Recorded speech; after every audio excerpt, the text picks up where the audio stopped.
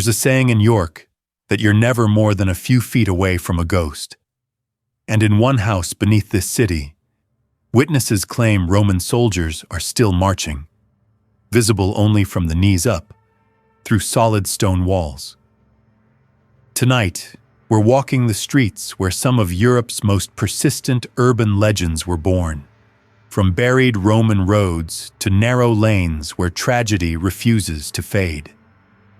This is York, one of the most haunted cities in Europe. And these are the stories that won't stay buried. Before we step into the shadows, this channel explores haunted places through real history, not just folklore. If that's the kind of horror you're here for, subscribe and join us as we dig into what these places remember. Welcome to York, England. If you listen to the whispers on the wind, they'll tell you this is one of the most haunted cities in Europe. Some have even claimed there are over 500 hauntings within its ancient walls alone. The question isn't whether York is haunted. It's why so many stories took root here in the first place. To get it, you have to look back, way back. The story of this city is written in blood. The Romans founded it as Iberacum in 71 AD. After they left, the Vikings stormed in, leaving their own legacy of violence. Then came the Normans, and with them, centuries of war and plague. York's history is a relentless cycle of conflict, and it seems many of its old residents just haven't left. You can feel that history everywhere. The city is a maze of impossibly narrow medieval alleys, or snickelways, that twist between timber-framed buildings leaning so close they almost touch. Modern life is just a thin layer here. Beneath your feet are the original Roman roads, and all around you are buildings that have stood for centuries, each one a silent witness. Just look at the medieval city walls. Today, they're a great place for a walk with amazing views of the York Minster. But places like Micklegate Bar once served a much grislier purpose. For centuries, the severed heads of traitors were stuck on spikes here as a gruesome warning. Is it any wonder people report strange feelings and sightings along these walls at night? Every corner you turn is saturated with the past. The very air seems thick with stories, with the echoes of lives lived and tragically lost. Imagine walking these streets after dark, when the crowds are gone and the only sound is the wind in the alleys. You're walking on top of Roman roads, Viking graves, and plague pits. You're surrounded by the real, violent history that has led to so many restless souls. What do you think you'd feel? It's this oppressive weight of the past that sets the stage for the legends we're here to investigate. Our first stop takes us underground to the cellar of one of York's most famous buildings, the Treasurer's House. Its history stretches all the way back to the Roman foundations of the city, and it's here that one of the most chilling paranormal encounters in English history took place. The story starts in February 1953. A young apprentice plumber named Harry Martindale was working in the cellar to install a new heating system, a case later documented by the Society for Psychical Research. It was a normal day in a dusty, ancient space. Harry was on a ladder, working on the ceiling, when he heard a sound he couldn't explain. A distant but clear blast from a horn. He paused, listening, but figured it was just a radio. He went back to work. But he heard it again, louder this time. And then a third time. It sounded like it was right there in the cellar with him. As he looked around, something impossible happened. Right before his eyes, the top of a plumed helmet started to emerge directly from the solid brick wall next to him. Frozen in terror, Harry scrambled back into a corner. He watched as a figure, a Roman soldier carrying a horn, stepped not around the wall, but through it. He was followed by a large horse, And then, one by one, a ghostly group of about 20 more soldiers. Harry said they looked solid and real, but utterly exhausted and scruffy. They carried round shields and various weapons, but the most bizarre detail, the one that lent his story its incredible credibility, was what he saw from his spot on the floor. The soldiers appeared to be marching on their knees. They were only visible from the knees up. As the last soldier passed through the cellar and vanished into the opposite wall, Harry, shaken, abandoned his tools and fled upstairs. He ran into the house's curator, who, seeing his shocked face, said, "By the look of you, you've seen the Roman soldiers." For years, Harry Martindale rarely spoke of his experience, fearing ridicule, and his story was often dismissed. But years later, archaeological discoveries would prove him right. Excavations revealed that the treasurer's house was built directly on top of a main Roman road, the Via Decumana, about 18 inches below the cellar floor. This explained perfectly why the soldiers appeared to be walking on their knees. They were on the original Roman ground level. Furthermore, historians discovered that auxiliary troops stationed in York later in the Roman occupation did, in fact, carry round shields, a detail a young plumber in 1953 would have had no way of knowing. Harry Martindale, who later became a police officer, stuck to his story his entire life, always saying, "I only believe in what I saw." What would you have done? Would you have run, or would you have been frozen in place, watching history march right through you? From the organized ranks of a ghostly army, we move to a much more personal haunting. We're headed to a narrow, dark alleyway, now officially called Lund's Court. For centuries, though, it was known by a much more sinister name, Mad Alice Lane. The legend centers on a woman named Alice Smith, who supposedly lived here in the 1820s. The story goes that Alice was married to an abusive husband. One day in 1825, pushed past her breaking point, she snapped and murdered him. The act is said to have shattered her sanity. She was arrested, declared insane, and hanged at York Castle.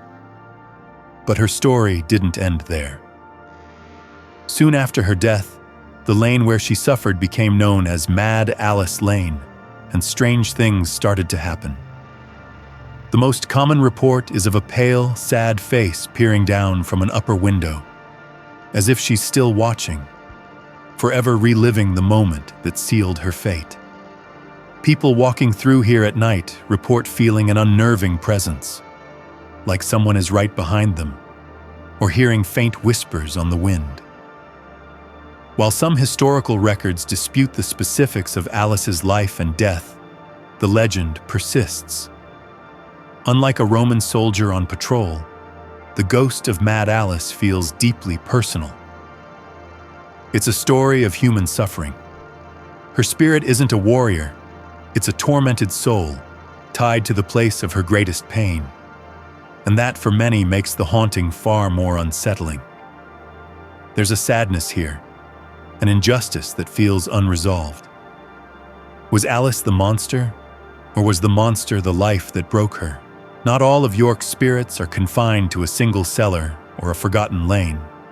Some, it seems, prefer a livelier atmosphere. Our journey now takes us to the heart of York's social life, its ancient, haunted pubs. We're starting near the famous Shambles, one of the best-preserved medieval streets in the world. Just around the corner is what's often called the most haunted pub in York, the Golden Fleece. Records of this inn go back to 1503, and it's said that no fewer than 15 different spirits haunt the building. The most famous ghost is Lady Anne Peckett, the wife of a former Lord Mayor of York who once owned the pub. Staff and guests have seen her ghostly figure wandering the narrow halls and gliding up the staircases. She's also known for moving furniture around when no one is looking, but she's not alone. There's also a spirit known as One-Eyed Jack, a man in a 17th century red coat carrying a pistol, and the ghost of a Canadian airman from World War II who fell to his death from an upper window. Even the cellar has its own ghosts, as it was once used as a temporary mortuary. The Golden Fleece has been featured on TV's Most Haunted and fully embraces its spooky reputation. You can even stay overnight in rooms named for the ghosts. Other pubs have their own reputations as well, from unseen figures moving through back rooms to sounds that have no living source at all. With so many spirits in one place, you have to wonder, are they aware of each other? Would you be brave enough to order a pint, let alone spend the night, in a room with a spectral visitor? Before we leave York behind, take a second to let us know if these deeper, history-driven hauntings are the kind of stories you want more of. Your support helps decide where we investigate next. While York is famous for its hauntings, the ghost stories don't stop at its walls. The phenomenon of haunted streets and urban legends stretches all across Europe. Let's journey north to Scotland, and to a road so infamous it's just called the Ghost Road. The A75 in southern Scotland has a terrifying reputation. For decades, drivers have reported phantom horse-drawn carriages, ghostly figures in old-fashioned clothing, and even spectral Roman soldiers marching knee-deep, an eerie echo of the story from York. One of the most famous incidents happened in 1962, when two brothers claimed a large hen flew at their windscreen and vanished, followed by a screaming man and a procession of phantom animals. Now let's travel to Germany's ancient castles and the legend of the Weiße Frau, or the White Lady. This isn't just one ghost, but a type of spirit found across Europe. Typically, she is the ghost of a tragic noblewoman. At Hohenzollern Castle, the White Lady's appearance is said to foreshadow a death in the noble family. This archetypal ghost, a woman in white bound by tragedy, is a powerful symbol of the past's undying presence, a theme we see from Lady Anne Peckett in York to castles all across the continent. These legends show that what we've explored in York isn't isolated. It's part of a wider, deeply human tradition of telling stories about places where history feels so present it seems to bleed into our own time. Our walk through the haunted streets of York is coming to an end. We've journeyed from a buried Roman road where ghostly legions still march, to the lonely lane of the tragic Mad Alice, and even shared a space with the many spirits of the city's oldest pubs. We came to see if the legends are true. And while we may not have seen a ghost ourselves, the sheer weight of history and the countless eyewitness accounts make you wonder. Standing here, in the quiet of the night, it's easy to believe that more than just memory lingers in the air. The stories are so woven into the city's fabric that they've become part of its identity. Maybe these aren't ghost stories in the traditional sense. Maybe they're what happens when a place absorbs centuries of violence, loss, and belief, and never fully lets it go. In cities like York, the past isn't gone. It's layered beneath your feet, pressed into walls, repeated in stories, and remembered long after the people themselves are gone. And sometimes, that memory feels close enough to touch. Some paranormal experts call them echoes or shades, a shadow of a person repeating their final moments. The line between history and haunting in York is impossibly thin. Do you believe these urban legends are true? Let us know in the comments. Thanks for joining our haunted journey. Don't forget to subscribe and check out our other investigations into the world's darkest mysteries. New investigations from Horror Across Borders are released every Tuesday and Thursday.